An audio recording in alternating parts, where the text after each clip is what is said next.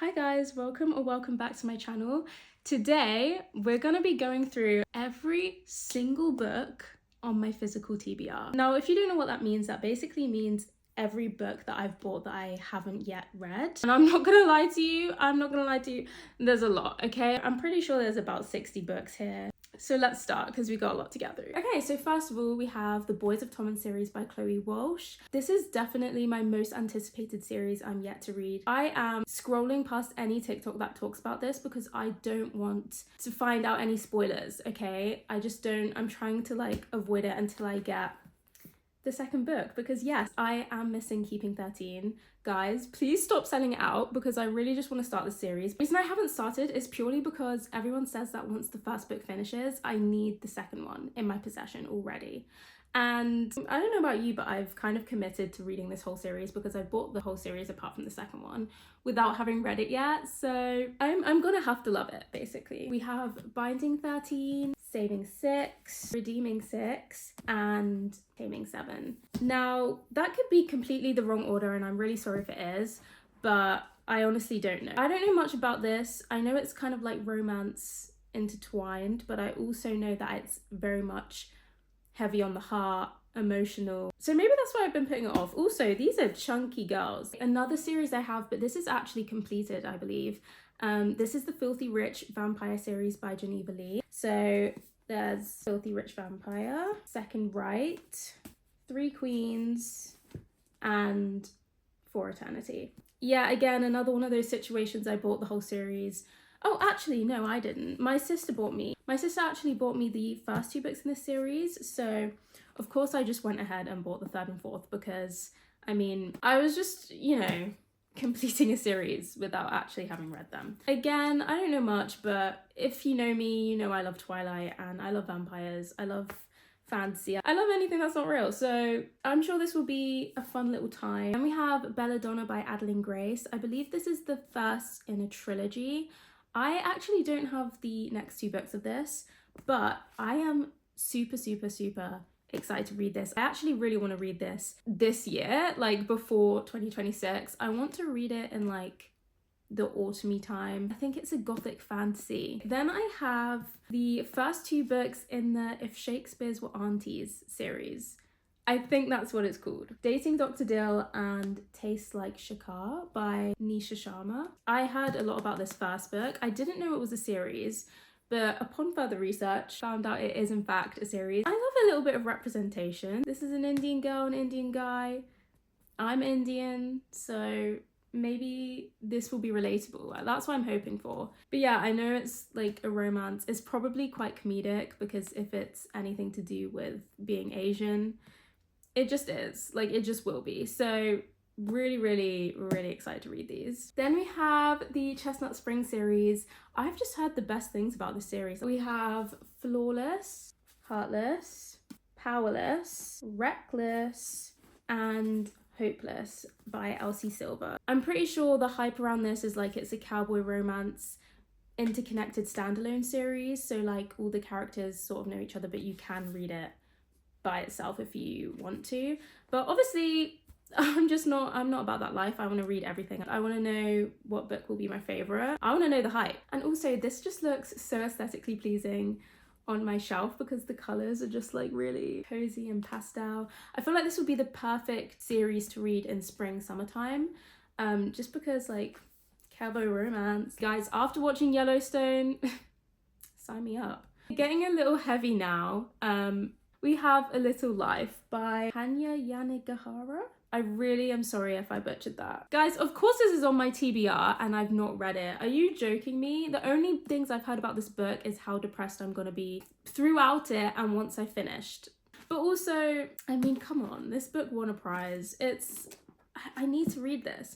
But also, let's talk about the size of this. I mean, the font is tiny and the book is real big. I don't know in what world I would finish this, and I also don't know in what world I will be in a good mental state to pick this up, and in what world I would willingly make myself go through depression. It will probably happen sometime. Probably not anytime soon, but wish me luck when I eventually do decide to read this. But for now, I'm feeling good. Then I have Happy Place by Emily Henry. This will actually be my first Emily Henry book. I know that a lot of people love her, but apparently I've just never bought one of her books before, never read them yet. But hopefully this can kickstart my journey to being really obsessed, because I'm sure I will be. Honestly, I've heard good things about all of her books, but I was quite interested in the premise of this, I guess. I think it's about two exes, and they usually go to this holiday house, but now they've broken up, but they have to act like they're not for the sake of their friends. I'm just living under a rock, because why haven't I read that yet? You tell me. Also, along the lines of romance books, we have Next of Kin by Hannah Bonham Young. I've not read Out on a Limb, but I know that's how she got really popular and everyone has loved that book and the representation that it gave. So I probably definitely need to pick that up. But in any case, I have this one. It sounds like a romance, but a romance with like real world problems. And I think I might really enjoy that, because I'm not too big on like the fluffy romances. I know they have fans, I know they have an audience, but I just think I like a little more trauma. Then I have Crave by Tracy Wolff. I think this is actually a series, and I actually got this back when I was still in school, just because I thought it sounded interesting. Again, vampires, I'm sold. I actually did start this, but I was literally like 17, so I don't remember. I would like to see if it's actually good, because I've not really heard about this anywhere else. Like, this is not a BookTok recommendation, which is surprising. I know, it's new. I also have a very popular book that I know everyone loves, Fourth Wing by Rebecca Yarros. I know that the third book is out, and I'm yet to have read the first book, and I know they're also doing a TV series on this, and I know I need to hurry up. And I know that there's dragons. That's literally all I know.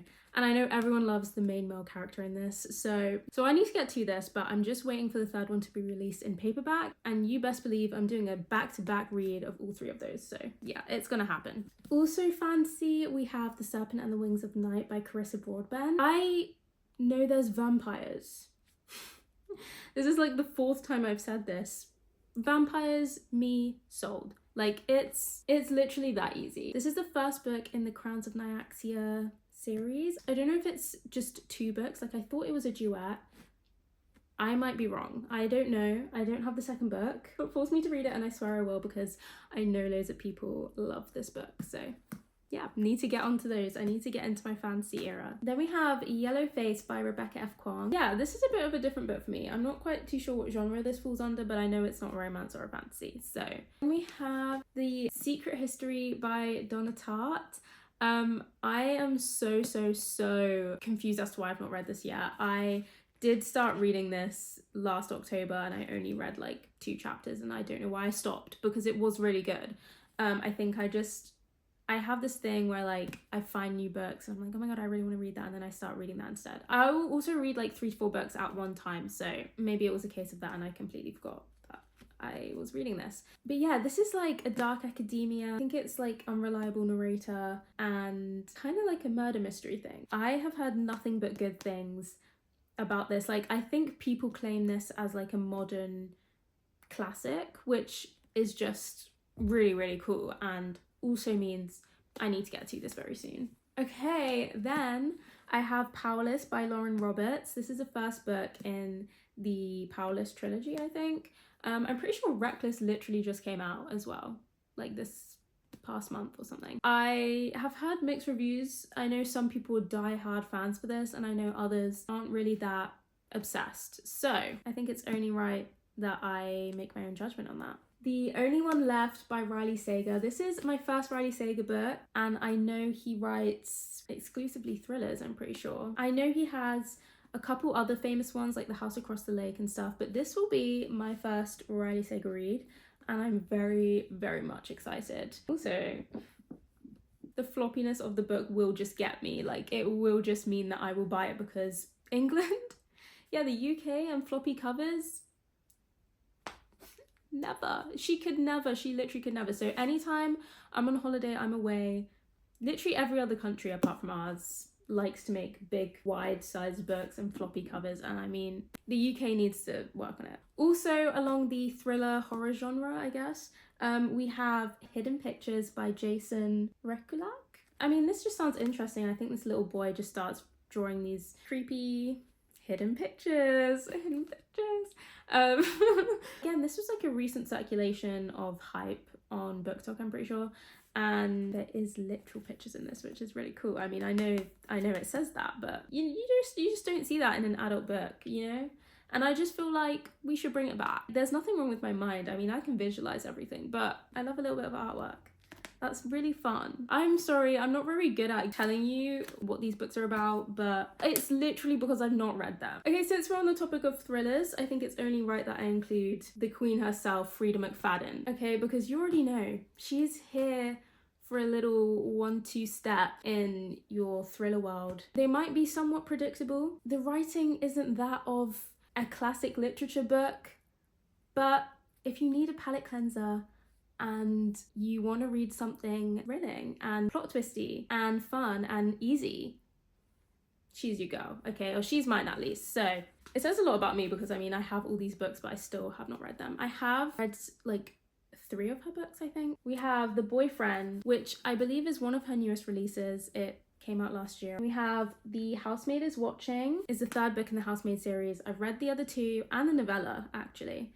I need to get to this soon. I'm really excited because the Housemaid movie is coming out on Christmas this year, so yeah, I want to go get through this series before that anyways. The Inmate, The Locked Door, The Teacher, and Never Lie. Don't really know what any of these are about apart from The Housemaid because I've read the first 2 in that series. I'm excited to get through these. These are really, really quick, easy reads, and I love that for a little palette cleanser, so. Oh my god, these books are so big, so I don't really know. I'm going to show them all at once. The entire Magnolia Park series so far, we have 5 books. I'm going to put these down because that was really heavy. Guys, these covers, these are like the original UK covers, I believe. These are beautiful, okay? We have Magnolia Parks, Daisy Hates, Magnolia Parks The Long Way Home, Daisy Hates The Great Undoing, and Magnolia Parks Into the Dark. Again, another really anticipated series. I know I need to get onto this because the girls who love Magnolia Parks aren't quiet about it. So I want to join in. I think these are set in London. So after having lived in London myself, it will be really fun because I'm pretty sure Jessa Hastings references a whole ton of different spots and places that you'll definitely know if you've been a local, which I think is really fun. I think that's really fun to read in a book. I actually don't know if I've ever read a book series or books that are set in London. Maybe I have, maybe I'm lying, I'm not sure, but that's like a fun little aspect to it, and I really just need to get to it because the girlies who love it, they are real fans and I want to hype out with them. Then we're throwing it back a little bit with Colleen Hoover. Before I really started reading again in my late teens, I obviously had a minor major, little bit of an obsession with Colleen Hoover and her books.